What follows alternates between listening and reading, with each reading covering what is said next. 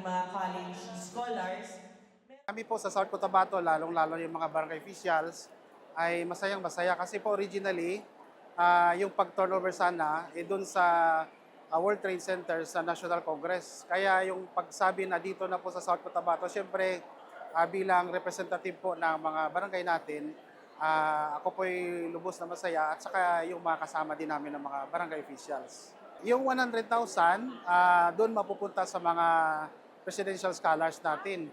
20,000 each student po at saka yung remaining na 100,000 doon naman po mapupunta sa projects na pipiliin ng mga barangay natin. In behalf po ng Liga ng mga Barangay South Cotabato, gusto po namin magpasalamat sa ating mahal na Pangulo Ferdinand E. Marcos Jr.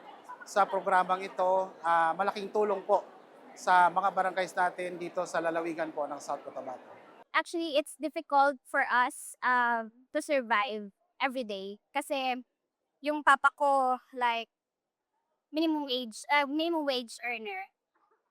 Ako lang po yung nagpaparal sa sarili ko. Kaya nung nalaman ko na one of presidential scholar ako, actually, I'm so very glad and then sobrang saya. Kasi sa wakas, meron ng may makakatulong na din. And then it's a big help for me and for my sisters also na nag-aaral sa college din. Kasi hindi lang ako yung matutulungan, pati din sila. Bilang kapalit po sa pagdulong ng gobyerno sa akin, mag-aaral po ako ng mabuti and make sure na makaka-graduate on time. And then po, in the future as a student nurse, I want also to apply in a public hospital po para makatulong din sa kapwa natin Filipino. To the President is thank you for helping us. Thank you din po sa mga subsidies katulad nito for us, para sa aming mga estudyante.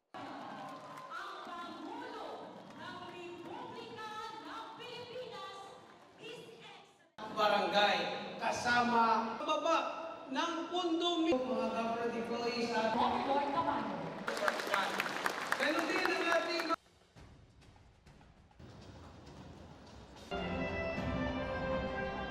Nakikinig kami sa inyo kung ano ang sa palagay ninyo ang mga kulang, ang mga kailangan pang gawin, ang mga solusyon sa mga problemang nakikita natin. Kaya't huwag po kayo magdadalawang isip. Kapag meron po kayong gustong sabihin, lapitan po ninyo ang inyong chairman, lapitan ninyo ang inyong mayor, lapitan ninyo ang inyong governor. At sabihin ninyo na iba, yung mga government agency pati, sabihin ninyo. At kung kayang gawin ng pamahalaan, gagawin namin. Hanggat kaya namin gawin, gagawin namin para makatulong po sa ating mga kababayan. Yun lamang po. At sana naman po, ito'y makakabuti sa inyong mga kabuhayan. Sana po, ito'y makatulong sa inyong mga pamilya. At ito po ay ang aming handog mula sa bagong Pilipinas.